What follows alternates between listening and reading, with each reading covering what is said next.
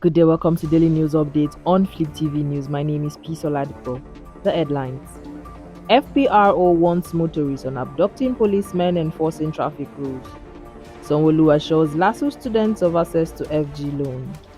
Presidency denies 105,000 pay as Labour awaits Tinubu's offer. National Grid shut down treason. Obedient movement far more better than any political party, says Obi.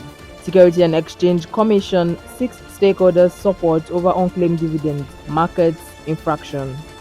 Bafana focused on Eagles after 18-hour travel ordeal. Now the news. The Nigeria Police Force Public Relations Officer ACP Olumuyiwa Adejobi has warned drivers who abduct policemen and other law enforcement agencies in order to carry out their duties to desist from such acts. Adejobi stated that under no circumstance should such be norm. He added that drivers who would rather fight or drive off law enforcement agents who contravene their vehicles are in great violation and risk severe sanction. The PPRO advised that whatever the case may be, drivers are obliged to obey the officers, whether they want to take them to their stations or take over their vehicles. Still on the news. The governor of Lagos State, Mr. Babajide Sanwo-Olu, has said that the state would work to ensure that students in Lagos State University, Ojo, fully benefits from the federal government student loan being administered by the Nigerian Education Loan Fund. Speaking on Thursday at the 27th convocation of LASU, Sanwo-Olu explained that under his administration, the Lagos state government was committed to empowering students in state-owned tertiary institutions to unlock their full potentials. We aim to foster a generation of innovative thinkers, problem solvers, and great leaders who will drive sustainable development in Lagos State and beyond. We will also, as the Lagos State government, work with the Nigerian Education Loan Fund to ensure that the new National Student Loan Program opens up to students of state-owned educational institutions in Nigeria, as promised and without delay. We will ensure that the students of the Lagos State University fully benefit from the lauded policy. He added that the society had a responsibility to send a strong message out that academic excellence must never be underestimated or taken for granted. Still on the news, the presidency on Thursday denied reports that the federal government was proposing 105,000 as the new minimum wage. The special advisor to the president on information and strategy, Bayo Onanuga, described the report as false. The reports followed the presentation of the cost implication of implementing a new national minimum wage to President Bola Tinubu at the presidential villa on Thursday. The Minister of Finance, Wale Edun, submitted the template to the president alongside the Minister of Budget and National Planning, Atiku Bagudu. Edu confirmed submitting the template to the president and reassured that there is no cause for alarm when questions about the figure. Tinubu was said to be currently reviewing the proposal and an official announcement is expected soon. However, the development triggered speculations that the finance minister proposed 105,000 in the new minimum wage template. Still on the news, the Secretary of the Government of the Federation, George Akume, on Thursday condemned the shutdown of the national grid during the suspended industrial action by the organized labor. He described the action as a treasonable felony, adding, "There was nowhere in the world that organized laborers had shut down a country's national grid." The Transmission Company of Nigeria Workers Union had shut down the national grid on Monday to join the nationwide strike embarked on by the organized labor. The organized labor went on strike to compel the government to agree on new minimum wage for workers. The shutdown of the national grid resulted in a nationwide blackout.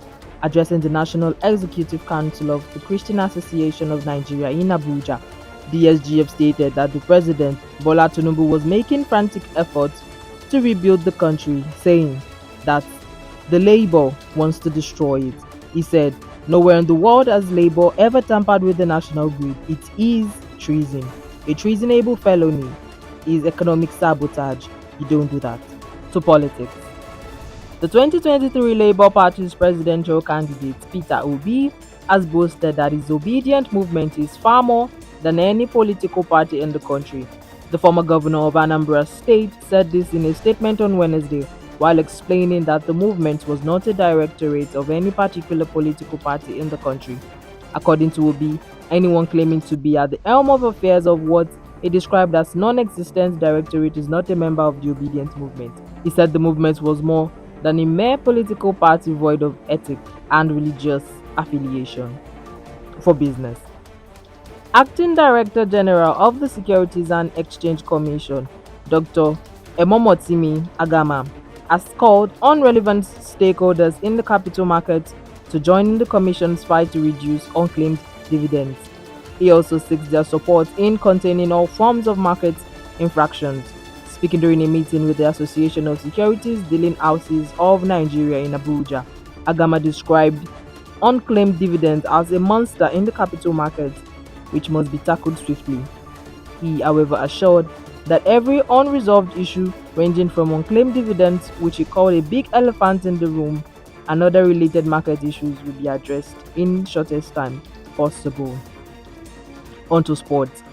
Nigerians' opponents in Friday's 2026 FIFA World Cup qualifier, South Africa, were quick to shake up their travel ordeal and get into work mode before the shutdown at the Godswill Akpabio International Stadium, Uyo.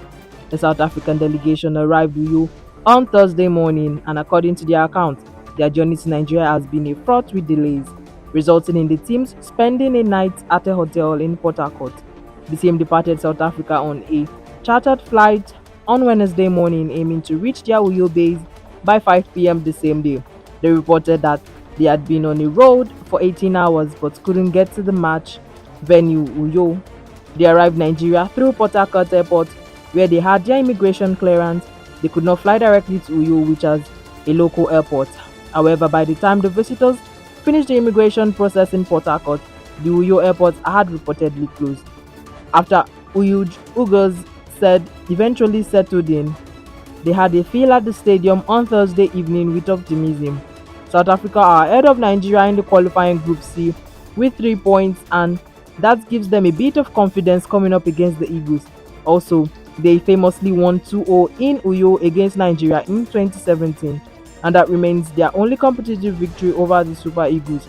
At the last AFCON in Ivory Coast, Nigeria also beat them 4-2 on penalties in the semi-finals after 1-1 in 120 minutes. A result Bros said they won't be seeking revenge for when today's encounter kicks off. Meanwhile, the Nigerian Football Federation, while absolving itself in any blames in the South African trip to Nigeria, insists that the delegations had no reason to cry foul after having to stay the night in Port Harcourt on Wednesday after arriving in Nigeria. That's all for news update on Flip TV News. My name is P. Oladipo. Thank you.